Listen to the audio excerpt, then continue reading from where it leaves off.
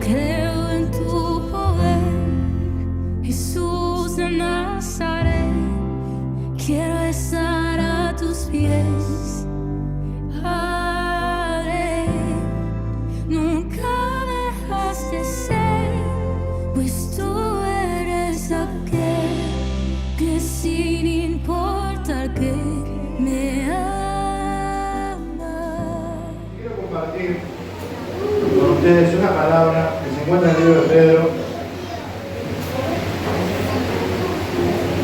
capítulo 1, verso 16. Amén. Primera de Pedro 1, 13. Vamos a leer, el 13. Amén.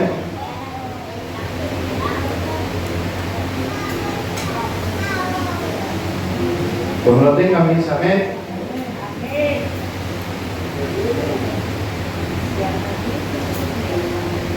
¿Todos tienen?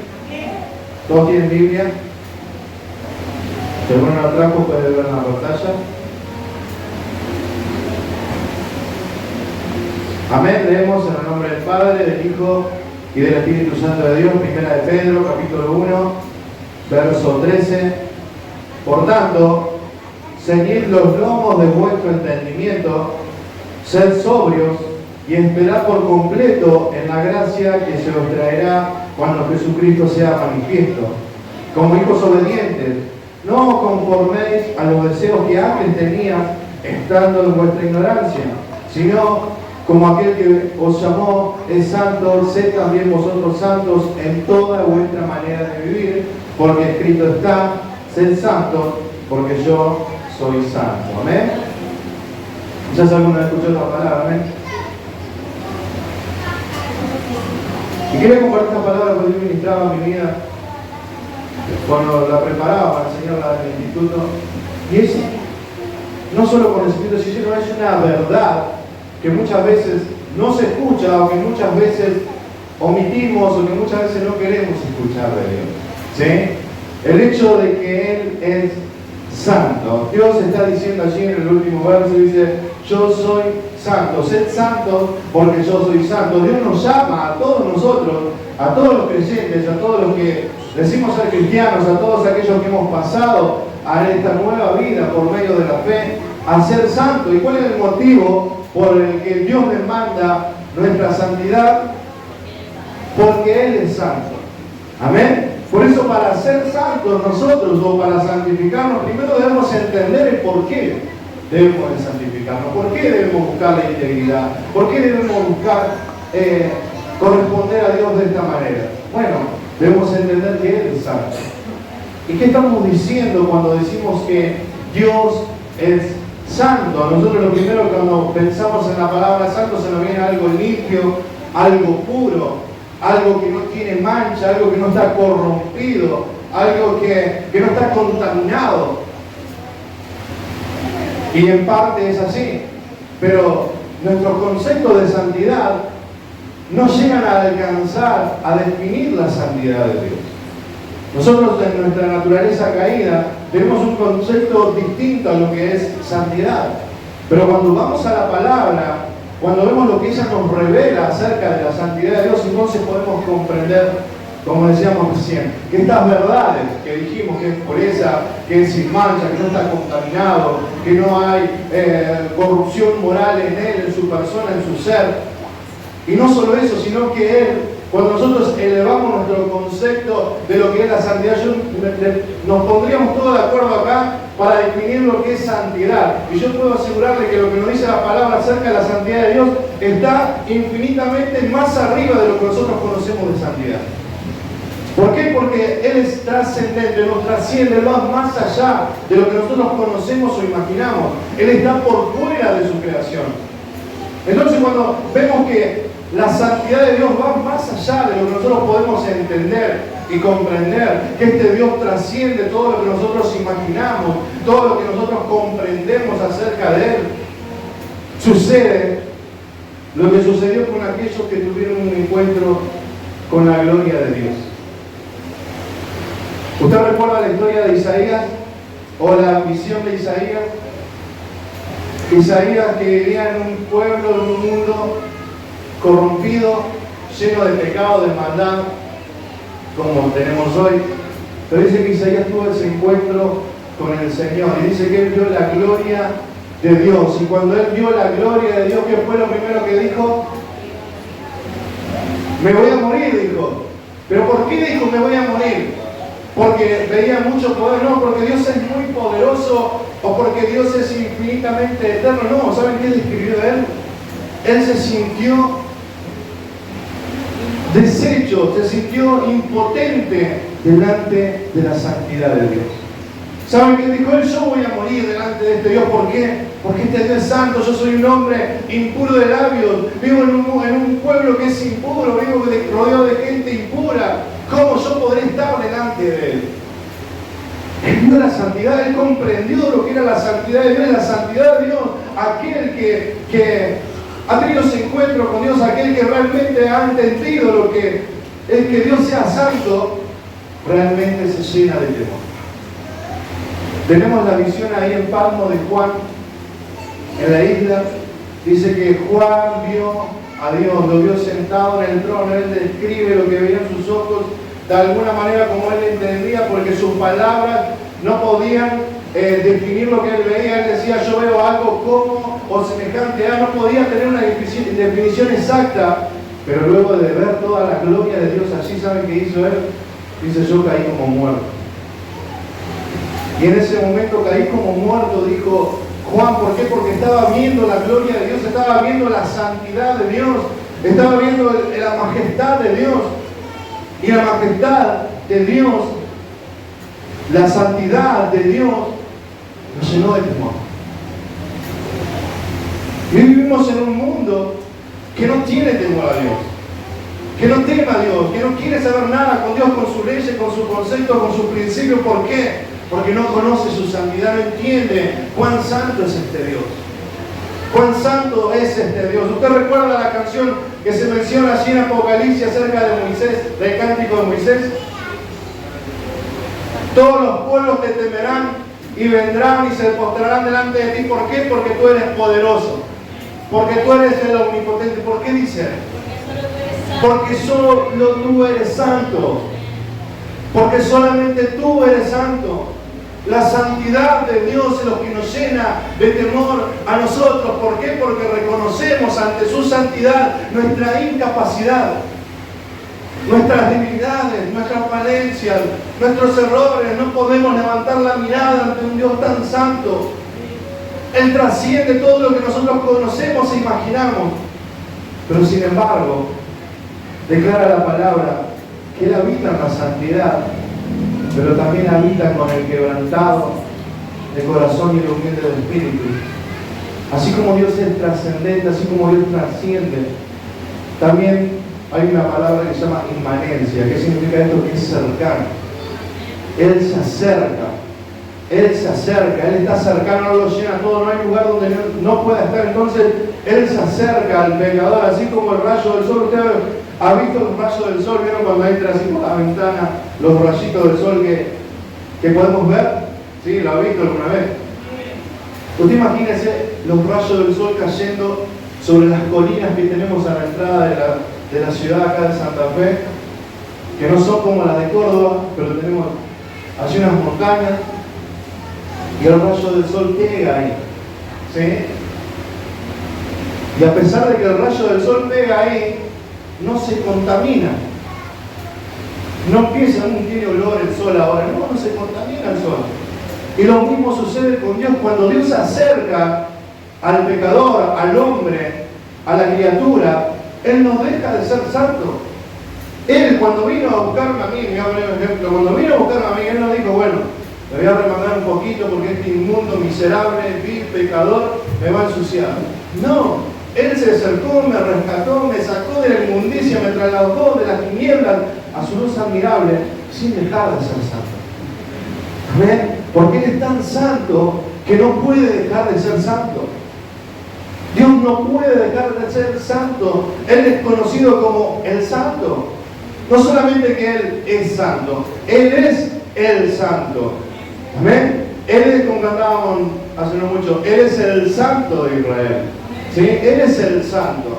Amén. Y este Dios que es tremendamente, absolutamente santo, demanda de nosotros santidad. Y saben que la santidad, yo lo he notado cuando leía la palabra, nosotros cuando escuchamos acerca de la santidad, agachamos la cabeza, no nos gusta, nos incomoda, hace calor por una palabra así. Pero saben que la palabra santo o la santidad de Dios en los cielos se celebra.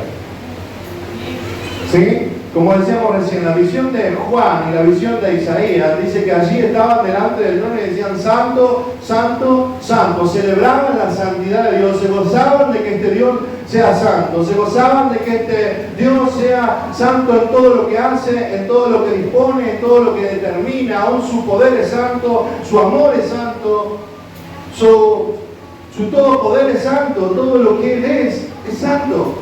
Amén. Y qué contradicción cuando nosotros los que estamos aquí, vamos a hablar de este recinto, los que estamos aquí, no celebramos, no nos gozamos de tener un Dios santo. ¿Por qué? Porque nos da miedo. No me conviene, no nos conviene que Dios sea santo. Me conviene que Dios sea amor. ¿Sí? Porque si yo le digo a la gente que Dios es santo, no va a querer acercarse, no va a querer saber nada, ¿no? Va a ser una oposición, un obstáculo para que se acerque a Él. Pero cuando hablamos del amor de Dios, ahí sí va a venir la gente, pero no entendemos que aún su amor también es santo. Su amor también es santo. Y nuestra tarea no es menoscabar la santidad de Dios, no es menospreciar, no es omitir, no es quitarla de nuestros pensamientos, de nuestras predicaciones, o tacharla de nuestra Biblia, tomamos las otras promesas. No. Nuestra tarea también es gozarnos en la santidad de Dios, de saber que todo lo que Dios hace tiene un propósito digno, de saber de que todo lo que Dios hace es algo bueno. Pero ¿por qué es algo bueno lo que Dios hace? ¿Por qué nosotros podemos descansar aún en medio de la dificultad, de los problemas? ¿Por qué podemos decir que Dios está haciendo las cosas bien aunque yo no las entienda? ¿Por qué podemos decir, como decía Pablo, que todo me va a ayudar a bien? ¿Por qué? Porque este Dios es santo. Y todo lo que Él haga y todo lo que Él determina aún sobre nuestras vidas va a ser para bien. No va a corromper su santidad, Él no va a hacer nada indebido. Él no va a hacer nada con otro propósito. Él lo va a hacer a través de su carácter, de su santidad. Amén. Y esta palabra es muy importante. La santidad de Dios es muy importante. Ustedes fíjense, nosotros podemos y no negamos que Dios sea amor, y no negamos que Dios sea todopoderoso, y no negamos que Dios sea infinito, que sea eterno, no lo negamos.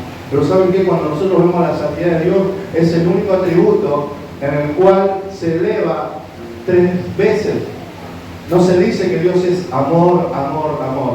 No se dice que Dios es poder, poder, poder. Eterno, eterno, eterno. Se dice que Dios es santo, santo, santo. Y si la palabra hace énfasis porque es muy importante, es porque es imprescindible conocer a este Dios santo. Cuando Moisés se acercó a la zarza, dice que una voz de la zarza le dijo: Moisés, detente ahí. Quita el calzado de tus pies, porque el lugar donde estás santo es. ¿Qué dijo Moisés? No, Señor, pero tú eres amor, me vas a recibir así. Moisés automáticamente se quitó el calzado y se acercó para ver a la zarza por qué ardía. Amén. Y su expresión de la santidad, o podemos entender su santidad por su odio al pecado. ¿Por qué Dios odia al pecado? Porque Él es santo. Porque el pecado es una ofensa a Dios, es algo que corrompe, que atenta contra su santidad. ¿Por qué Dios desecha el pecado? ¿Por qué Dios se llena de ira? ¿Por qué Dios promete juicio contra los pecadores que no se vuelven y se arrepienten? ¿Por qué? Porque Él es santo. Porque no puede soportar el pecado. Porque no puede pasarlo por alto, no puede decir, bueno, ya está, no pasa nada, no. Le ofende, le afecta en su santidad, lo hace reaccionar. Y podemos ver que los juicios y la ira de Dios hacia el final del Apocalipsis son sobre aquellos pecadores que no se arrepintieron de sus pecados. Y Dios era amor, y Dios era bueno, y Dios era un Dios perdonador, pero Él no puede soportar el pecado. Dios no soporta el pecado, hermano. Esto es duro y parece algo que nos choca. ¿Por qué? Porque somos pecadores. Dice Juan, el que no comete pecado le hace mentiroso a Dios. Entonces, ¿cómo Dios, odiando el pecado, puede acercarse o pudo acercarse a mí, al más vil pecador? Como decía Pablo, de los pecadores, yo soy el primero. ¿Cómo Dios podía conciliar esto? ¿Cómo un Dios tan santo podía rescatar a un pecador sumergido, ahogado, inundado en sus pecados? ¿Cómo? Iba a tener que dejar de ser santo. ¿Saben que esto lo podemos ver en la cruz?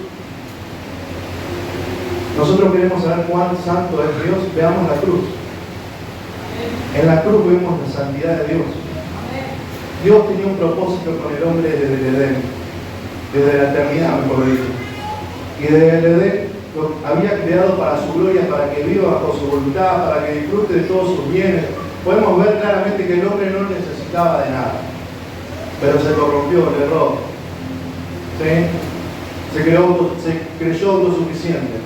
Pero Dios había previsto la forma de alcanzar al pecador, de alcanzar al hombre que había creado. Y esa forma fue la cruz. Cuando vemos la cruz, no solamente vemos un Dios de amor, cuánto te ama Dios, cuánto me ama Dios, no, sino también vemos cuánta santidad hay en Dios, que no pudo pasar por alto el pecado y tuvo que castigarlo en la persona de su Hijo. ¿Sí? No es solo amor lo que vemos en la cruz, vemos ira, vemos justicia divina de Dios, porque nuestros pecados fueron perdonados, pero no fueron pasados por alto. No es que dijo Dios, bueno, borrón y cuenta nueva, no, fueron castigados. Si nosotros tuviéramos que haber recibido el castigo por nuestros pecados, tendríamos que haber ido a ser colgados en la cruz. Pero Jesús ocupó nuestro lugar. Amén. Jesús ocupó nuestro lugar. Jesús recibió el castigo por nuestros pecados, por nuestra maldad. Jesús recibió lo que nosotros merecíamos en la cruz del Calvario. Y vemos que Dios en la cruz concilia su justicia, su ira, su santidad. Amén. Pero también pudo alcanzar en su amor al pecador que somos nosotros. Hoy nosotros podemos acercarnos a Dios por medio de Jesús. Hoy el Evangelio, el mensaje del Evangelio es que venga Cristo. Porque como declaramos aquí atrás, no hay otro camino, no hay otra forma, no hay otra manera de llegar a Dios, solamente por Cristo. ¿Por qué? Porque el hombre es un pecador que necesita ser perdonado por Dios y sus pecados deben ser castigados. Y si Dios castiga sus pecados, no quedará en pie. Pero si viene a Cristo, Él va a recibir el perdón, va a tener la cuenta saldada. Es como cuando nosotros nos acercamos a Cristo, teníamos una deuda. ¿Sí? Una deuda que si yo voy allí, a donde está Jesucristo, yo vengo a la presencia de Él, mi deuda es saldada. Entonces podemos tener paz para con Dios. Entonces vemos a Dios, un Dios santo, tremendamente, infinitamente y eternamente santo, pero con un amor también santo que desea salvar al pecador y a cada uno de nosotros, y pudo llevarlo a cabo por medio de la cruz. ¿Sí? Y aquellos que vivimos como los que estamos hoy aquí, cuando dicen, a ver, nosotros que hemos creído que Jesús murió por mí, ¿usted creyó que Jesús murió por sus pecados? ¿Sí? Que fuimos perdonados, que nuestros pecados ya fueron castigados, y no solo los del pasado, los del futuro, los que usted va a cometer por salir de este lugar, fueron castigados en la cruz, porque hay un solo sacrificio de una vez y para siempre. Cuando nosotros creemos esto, pasamos a esta nueva vida. ¿Sí? Comenzamos una nueva vida. Entonces dice la palabra, las cosas viejas pasaron, son todas hechas nuevas. ¿Sí? Y ¿qué hace Dios? Nos traslada de las tinieblas a su luz admirable. Y ahora nos demanda buscar la santidad, como decía la palabra. ¿Sí? Ahora que conocemos a este Dios santo, que vemos su amor santo que nos rescató, y ahora Dios nos hace una demanda que nos dice, sean santos porque yo soy santo. Entonces nosotros, aún en este envase de carne, ¿cómo podemos buscar la santidad?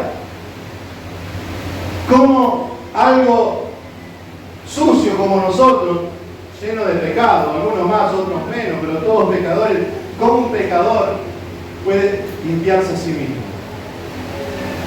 ¿Cómo un trapo sucio puede limpiarse a sí mismo? Usted imagínese limpiar un trapo sucio consigo mismo. Es imposible. No podemos. ¿Por qué? Porque el único que santifica es Dios. Amén. Y cuando nosotros venimos a Él, cuando nosotros venimos en fe, en arrepentimiento y fe, Él nos santifica. Creo que esto lo he explicado alguna vez. Él hace una santificación posicional, ¿sí? Nosotros que estábamos en otro tiempo, sentados en el banquillo de acusados, Dios nos saca y nos dice, nos absuelve, inocentes. Nosotros que estábamos en tinieblas, nos dice, pasan a mi luz admirable. Nosotros que estábamos muertos en delitos y pecados, pasamos a la vida nueva en Cristo Jesús, ¿sí? Y en ese acto de salvación que Dios hace en nosotros por medio de la fe es lo que se llama la santificación, ¿sí?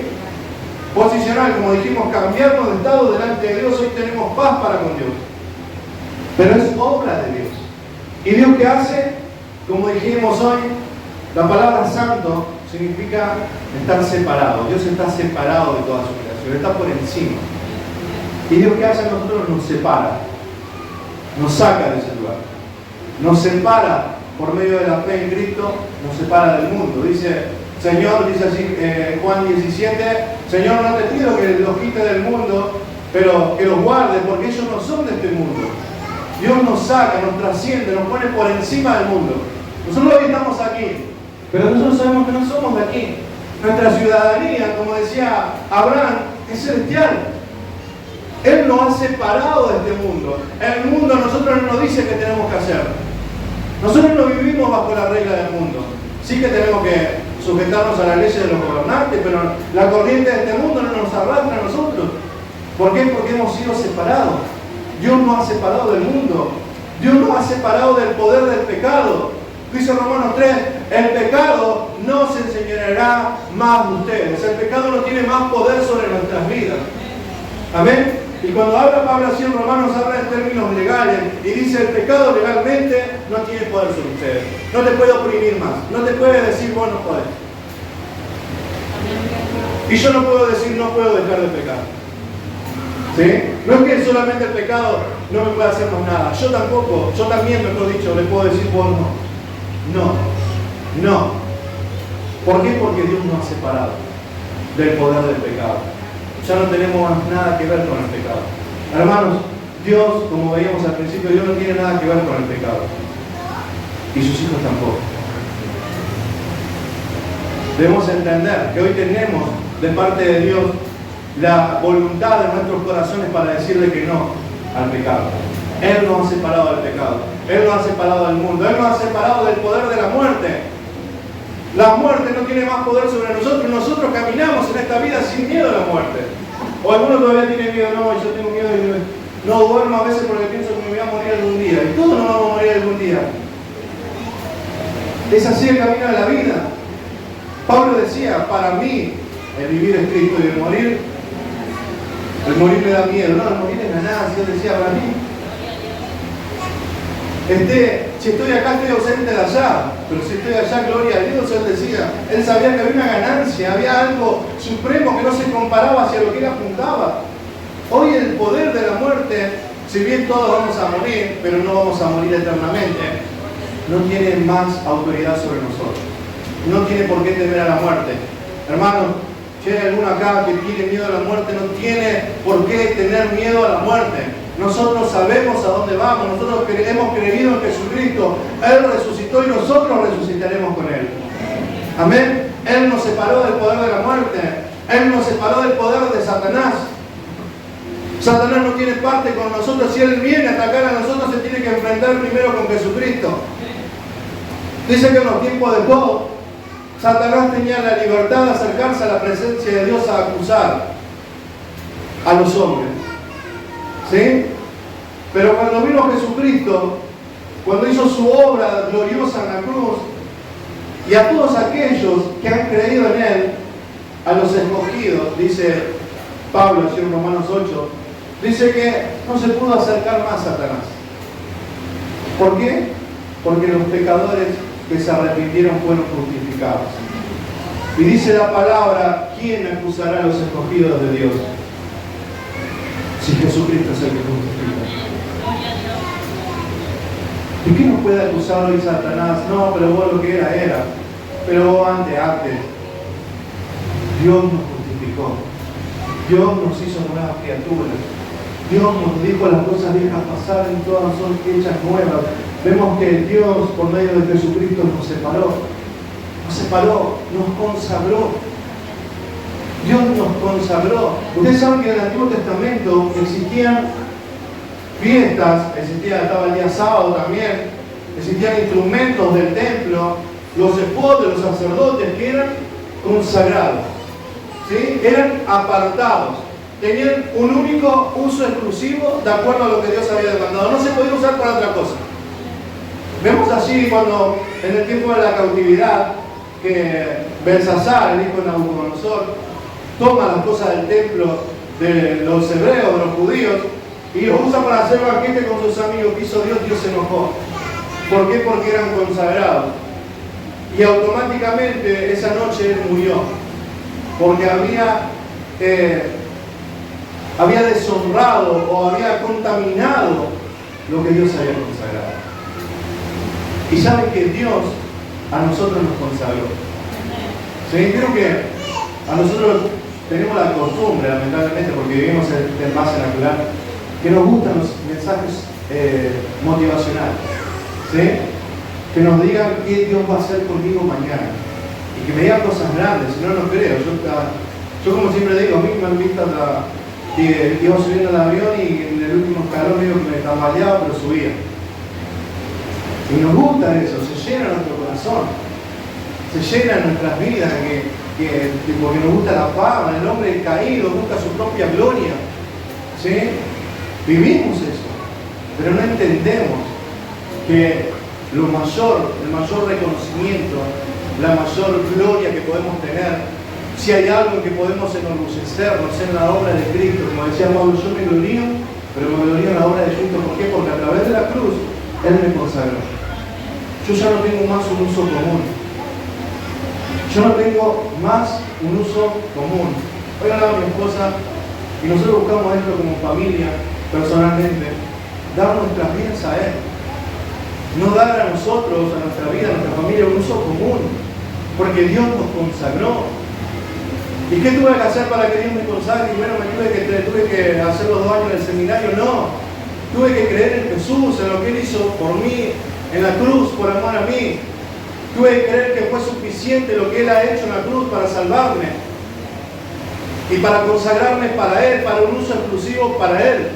Hermano, usted y yo hemos sido consagrados por Él. Dijimos recién, Él nos separó de todo esto, pero nos dio un uso exclusivo que es para su gloria. Usted y yo hemos sido consagrados para un uso de gloria, para un uso para que el Creador haga con nosotros lo que Él quiera, lo que Él ha determinado. Amén. No podemos prestar más nuestras vidas. Dice así en Romanos 6, no presten sus miembros para el pecado. Ofrenden su vida a Dios como instrumentos santos. Vivan para Él, decíamos recién. Verso 15. Sino como aquel que os llamó es santo, sed también vosotros santos en toda vuestra manera de vivir. Dios nos consagró y te consagró, ¿para qué? Para algo santo, para algo justo, para algo bueno. Mi vida no puede tener otro sentido. Yo no puedo apuntar a otra cosa, hermano. Muchas veces dedicamos más tiempo a tantas y tantas cosas que vemos en este mundo que a Dios, que a nuestra santificación, que a buscar esta santidad. Porque si bien dijimos hoy, Dios posicionalmente nos santificó, nosotros también debemos santificar. Dios nos santificó, pero nos está santificando, ¿sí? Por eso diferenciamos una santificación posicional, donde nos cambia de lugar, pero hay una santificación progresiva, que es ahí donde es nuestra tarea, ¿sí? ¿Y cómo entonces nosotros vamos a poder santificarnos si somos pecadores? Si erramos, si no puedo dejar de pensar mal, si no puedo controlar mi lengua, si hay cosas que no puedo dejar de hacer, Dios no nos ha dejado solos. Dijo Jesús, yo me voy, pero no lo dejo solo. ¿A quién envió? Al Espíritu Santo. ¿Y dónde está el Espíritu Santo? Está en este lugar. ¿Dónde está? Está en nosotros. Está en nosotros. Dentro nuestro, el Espíritu Santo está en nosotros, ¿sí? Y en nosotros hace la obra de Dios. ¿Para qué? Capacitándonos para no pecar más, transformando nuestros corazones para caminar en obediencia, produciendo su fruto: paz, amor, benignidad, templanza, dominio propio, mansedumbre, paciencia. Él está haciendo eso con nosotros, ¿sí? Él hace una obra interior. ¿Saben que cuando nosotros tenemos la mala costumbre de pensar al revés? Nosotros cuando somos cristianos, lo primero que le exigimos a la gente: bueno, a partir de ahora no te quiero ver más de esa chomba de unión, porque eso no es de Dios. De color capaz dejamos unos años, empezaba a venir de saco, corbata, y Dios no trabaja así. Dios trabaja primero desde adentro. Dios no nos dice cambiar: bueno, cortate el pelo, afeitate ahora, no tengo, a poner un peluquín. No, arreglate. Dios comienza a arreglarnos desde adentro, y desde adentro comienza a trabajar hacia afuera. Su Espíritu Santo hace esa obra en nosotros, esa obra progresiva. ¿Y por qué decimos progresiva? Porque en todos lleva un tiempo diferente. Porque en todos no trabaja de la misma manera. Si bien apunta hacia lo mismo, no trabaja de la misma manera. ¿Por qué? Porque es ahí donde está nuestra tarea. Nuestra tarea es buscar al Espíritu Santo. Nuestra tarea es someternos al Espíritu Santo. Amén. ¿Saben qué? Nosotros podemos ver que una persona ha sido transformada, o cuánto una persona tiene de Dios, no por sus títulos. No es que usted va a ver cuánto tenés vos de Dios y mirá, tuve que hacer un telón porque tenía que poner títulos atrás y títulos adelante, no usé nada la pared. No. Nuestra vida es lo que mide cuánto conocemos y sabemos de Dios.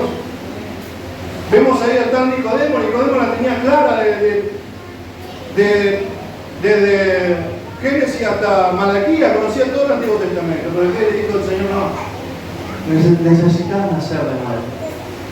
¿Y cómo nazco de nuevo? Dijo Nicodemo. ¿Me tengo que meter adentro del vientre de mi mamá? Imposible. ¿Qué le dijo Jesús? Es necesario que nazcas de agua y del Espíritu. Porque es el Espíritu el que da crecimiento. Porque es el Espíritu el que transforma.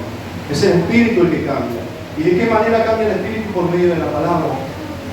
El Espíritu Santo obra por medio de la palabra, no por medio de mis palabras. Yo acá les puedo hacer miles de promesas y usted va a salir de acá y me va a odiar porque no se cumplió nada. Pero cuando yo declaro la palabra, el Espíritu cobra poder en esa palabra.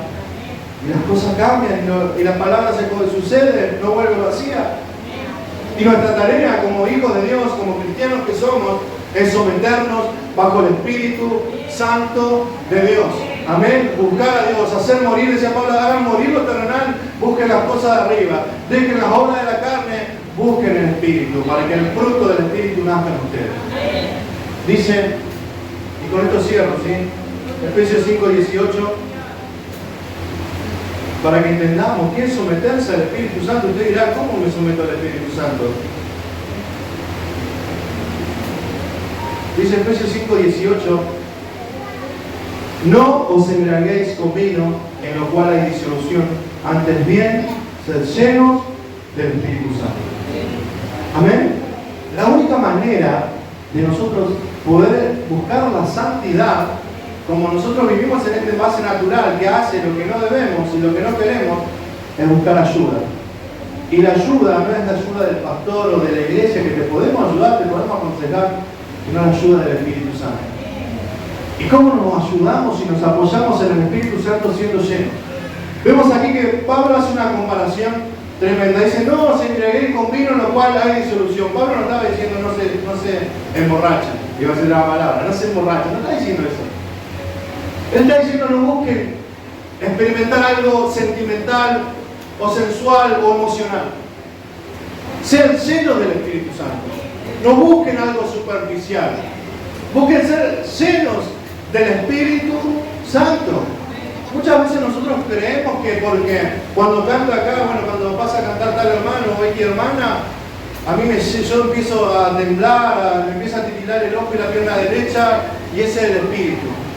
Eso es algo sentimental, es algo emocional.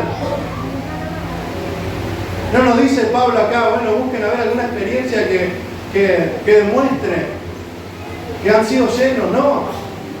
Está hablando de desechar lo emocional. Sí que el Espíritu Santo gobierna nuestras emociones y que si usted tiene que llorar en la presencia lo debe hacer, y si quiere gritar tiene que hacer, y si quiere reír lo va a hacer, porque el Espíritu nos invade, nos llena. Pero no es solo eso. No es solo eso. Decía el pastor hace poco, los demonios también creen y tiemblan. ¿Cuál es la diferencia? Que no se someten. No se someten al Espíritu Santo. Creen, sí, creen que Él es Dios, creen que en Él hay poder, creen que no hay otro como Él, creen que Él es santo, aún también lo creen y lo conocen más que nosotros. Pero no se someten. Y nosotros, que tenemos la demanda de Dios de ser santos, porque Él es santo, infinitamente santo, eternamente santo, tenemos que apoyarnos en el Espíritu Santo. ¿De qué manera? Siendo llenos. Y la palabra que usa Pablo acá, los términos que usa Pablo acá, lo habla en un lenguaje y en términos militares. ¿Sí? O sea que Pablo no está diciendo un consejo, hermanos, yo les aconsejo. No vemos que dice, yo les recomiendo. No, él está dando una orden, está dando un mandato de parte de Dios. Dios, por medio de Pablo, está dando una orden militar. Está hablando como general. Está diciendo algo que todo cristiano debe hacer. Todo cristiano debe ser lleno del Espíritu Santo, porque la única manera de ver a Dios es con santidad. Sin santidad nadie verá a Dios. Y la única manera que yo como pecador, con los errores y las debilidades que tengo, que yo pueda santificarme, es ser lleno de Él. Entonces Pablo da la orden. Dios por medio de Pablo da la orden. Como un general, sean llenos del Espíritu Santo. ¿Y qué está diciendo? Y acá vemos otra característica de este mandato militar de Pablo. ¿Saben qué estaba diciendo él? O Dios por medio de él. Déjense invadir. Él como general no estaba diciendo, corran, allá está la bendición, arrebata el Espíritu Santo que está cayendo ahí, declara lo que es para vos. ¿Saben qué está diciendo? Déjense invadir. Déjense invadir. Él da la orden, dice, déjense invadir por el Espíritu Santo. Y como dijimos, en términos militares, ¿qué es dejarse invadir? ¿Usted ha visto alguna vez alguna película de guerra? Cuando ya el ejército no pone resistencia, ¿qué hace? ¿Qué hace? Fuerte, ¿qué hace? Fuerte, no escucho. Se rinde. Ríndanse. Dios está diciendo, ríndanse. Para ser llenos del Espíritu Santo debemos rendirnos delante de Él.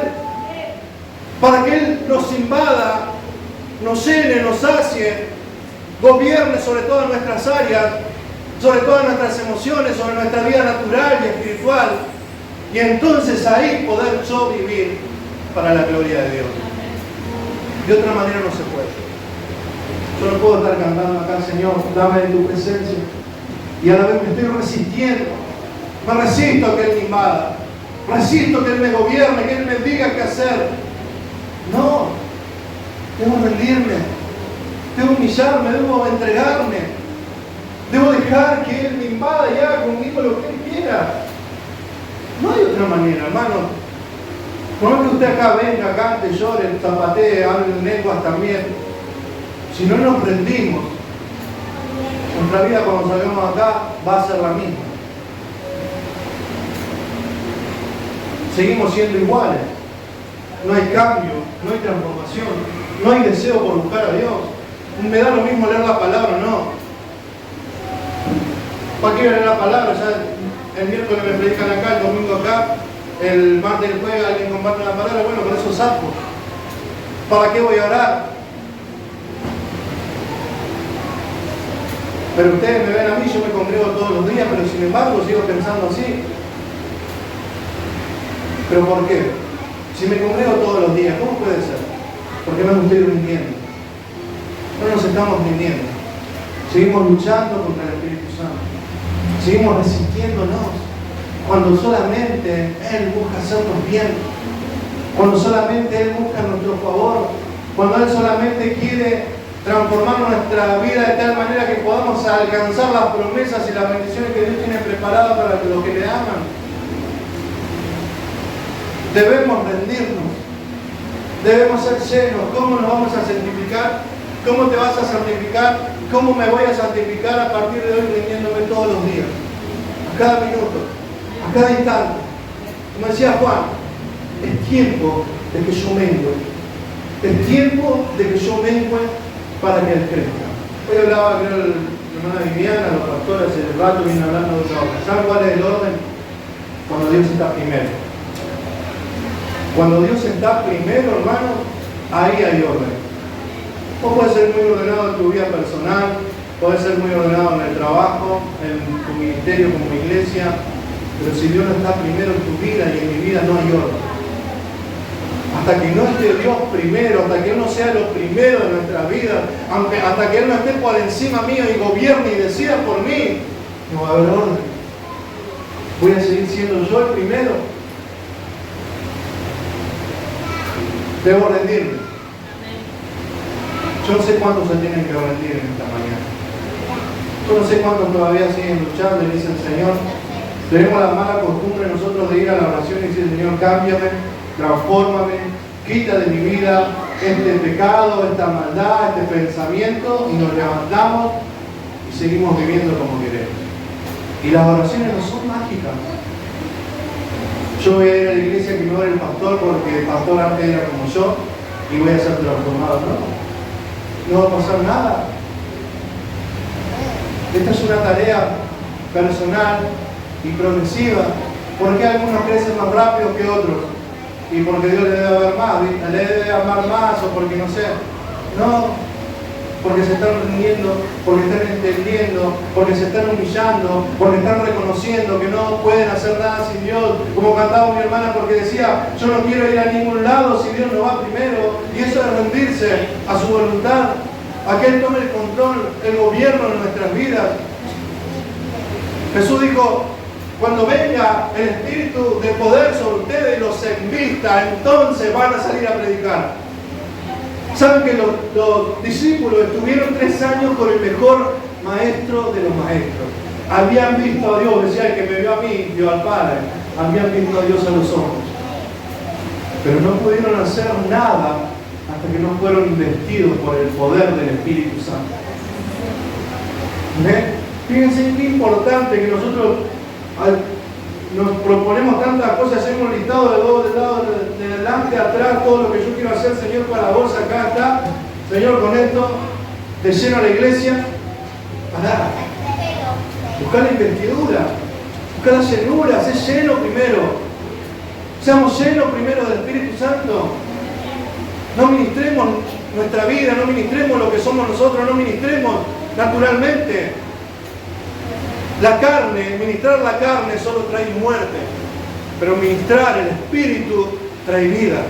Y nosotros fuimos ministros, y esto quiero aclarar también entre paréntesis, creo cuando la palabra dice el Espíritu, la letra mata y el Espíritu vivifica, ¿te conoce eso? Pablo cuando dice la letra o la ley, ahí se está refiriendo a la ley del pecado, ¿sí? Y él dice, cuando nosotros ministramos humanamente, traemos muerte a ustedes mismos y al que escucha. Pero cuando ministramos al Espíritu, porque hemos sido hechos ministros competentes del Espíritu, ministramos vida. Y vemos resultados, y vemos el fruto del Espíritu, y vemos al 30, al 60 y al 100. Vemos la obra de Dios, vemos gente que se transforma, que cree, que quiere cambiar, que quiere seguir a Dios. ¿Por qué? Porque el Espíritu fluye, porque el Espíritu está, porque se han rendido, porque nos hemos rendido. Si hoy estamos aquí o estás donde estás, hermano, es por cuánto te has rendido al Espíritu Santo. No es por cuántas veces te congregaste o no, o porque ofrendaste todos los meses y diezmaste como nunca, no. Es por cuánto nos hemos rendido al Espíritu Santo. Entonces, como conclusión, nuestra tarea, nuestro objetivo de todos los días, nuestro esfuerzo voluntario, diligente de todos los días debe ser buscar la llenura del Espíritu Santo. Busquemos la llenura del Espíritu Santo. ¿Para qué? Para poder hacer morir a lo natural, a lo terrenal en nosotros, para que no digamos más, Señor, yo no puedo cambiar, yo a mí me cuesta. No, busquemos la llenura, busquemos a Dios, busquémosle, busquemos su presencia. Entonces vamos a poder caminar en santidad. Amén. Muchas veces se nos dice busquen la santidad, caminen en la santidad, pero es difícil. Pero cuando entendemos que es obra del Espíritu Santo en nosotros, por medio de nuestra búsqueda personal, entonces se vuelve posible. Es difícil, sí, pero es posible. Es posible, vemos en la Biblia ejemplo, es posible, vemos en la vida cotidiana ejemplo, es posible. Se puede vivir para Dios, se puede vivir en santidad, se puede vivir conforme a lo que Él demanda para nosotros. Queremos bendición, queremos las promesas, queremos todo lo que Dios tiene, queremos lo que Dios ha declarado hace muchos años sobre tu vida, lo queremos. Busquémonos llenura, dejémonos ser corregidos, dejémonos ser transformados, invadidos por el Espíritu Santo. No existe otra manera, hermano. Amén. Pongámonos de pie. Gracias, Señor, por tu palabra.